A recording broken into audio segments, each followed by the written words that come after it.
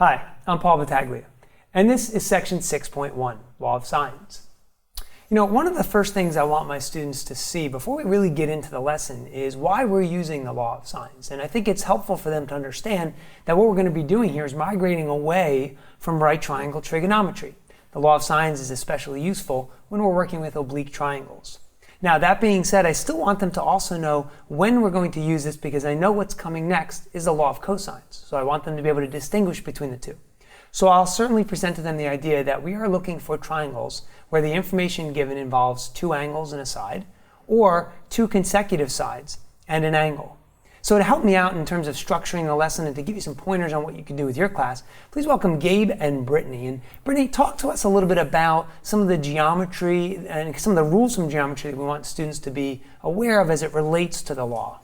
So we want students to we're using capital letters Okay. A, B, and C to Right. represent angles, Okay. and lowercase a, B, and C to represent side lengths. Perfect, okay. And then what about the law itself? When students see the law in the text as we presented it, A over sine A equals B over sine B, does it have to be that way? Is it that rigid? No, it's Okay. not. We can use the reciprocal. So they can say sine A over A Okay. equals sine B over B. Perfect, okay, awesome. Gabe, talk to us a little bit more maybe about just a general overview of how you might structure the lesson for the students in terms of what you want them to see, how you want them to take it through it.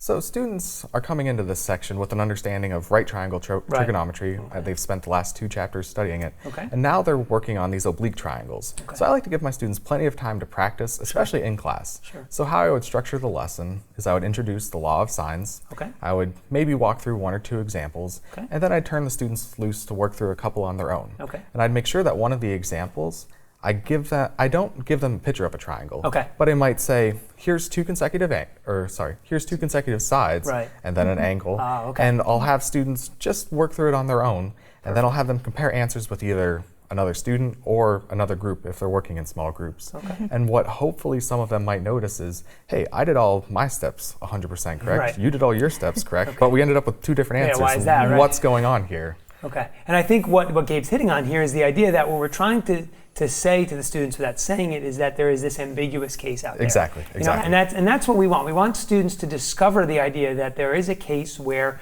there could be 2 representations of a triangle, 2 different solutions, both correct, right? A lot of discussion there as well. And I think it also provides for debate within the class as well. And that's something that you don't see a lot in math class, but certainly it's awesome to have.